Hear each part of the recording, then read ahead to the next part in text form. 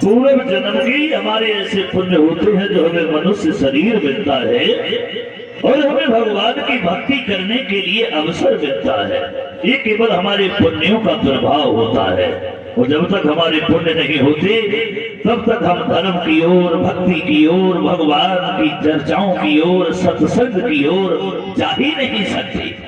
ऐसा हमारे विद्वानों ने और शास्त्र व पुराणों में उन्होंने ऐसा कहा है और उल्लेख किया है। और ये जरा कथा में बढ़े हैं, हरिहर गंगा के किनारे पर बैठे हुए व्यास नंदन श्री सुखदेव जी समझाते हैं कि हे उत्तरानंदन परीक्षित, और ये अब हम आपको बताएंगे कि हमारे इस देश भारत में भगवान के नाम पर मरने वाले, कभी उनके नाम को न छोड़ने वाले एक नहीं बल्कि अनेक हुए, जिन्होंने अपने शरीर से हजारों मुसीबतें उठाई लेकिन भगवान का नाम कभी नहीं छोड़ा और अंत में भगवान की गोदी प्राप्त हुई।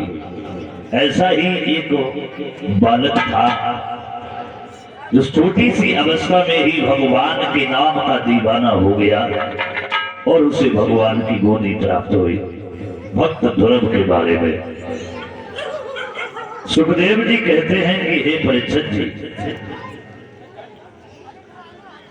अखंड ज्योति से भगवान विष्णु का जन्म हुआ और विष्णु की नाभ से कमल पैदा हुआ, कमल से ब्रह्मा जी की उत्पत्ति हुई।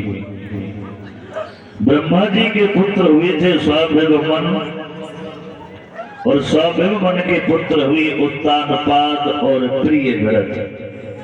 प्रियव्रत जो थे इन्होंने राज्य का सुख नहीं चाहा और भगवान का भजन करने के लिए जंगल में चले गए।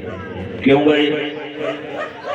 कहा है कि एक बार प्रियव्रत जो थे ये शिकार खेलने के लिए जंगल में गए तो इन्होंने एक हिरण को मार दिया। देव ऋषि नारद आते हैं और नारद ने कहा कि प्रियव्रत, तुमने इसको मार दिया है, अब इसे जिंदा कर दो। तो प्रियव्रत ने कहा, नारद हम मार तो सकते हैं लेकिन जीवन दान नहीं दे सकते।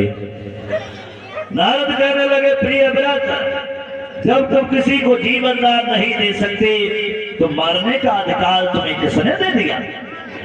किसी भूखे को भोजन नहीं खिला सकते तो उसका भोजन छीनने का अधिकार तुम्हें किसने दे दिया? जवाब दिया नारद, हमसे तो बहुत बड़ी भूल बन गई, क्या करें? कितना को बात बनी गई है?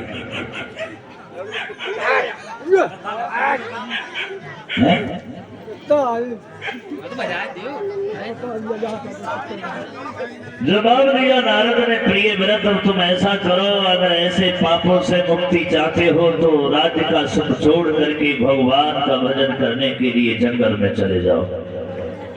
नारद के बताने के अनुसार प्रियव्रत जो थे जंगल में चले गए और उत्तानपाद जो थे ये अवध के राजा बने। किसे कहते हैं? अवध। अमाने नहीं बद माने बद, जहां कभी किसी का बदना हुआ हो उसी को अवध कहते हैं। अयोध्या किसे कहते हैं? जहां कभी युद्ध ना हुआ हो उसी को अयोध्या कहते हैं। उत्तानपाद का क्या मतलब है? उत्तान माने ऊंचा, पद माने पद, जिसका ऊंचा पद हो उसी को उत्तानपाद कहते हैं।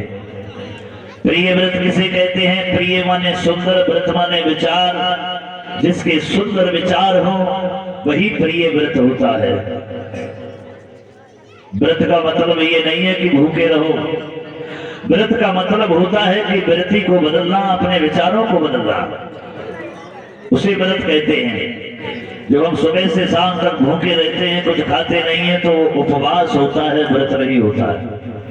व्रत का मतलब है कि मनुष्य को अपनी वृत्ति बदलना। अगर हम आप वृत्ति बदल लें तो हम भी प्रिय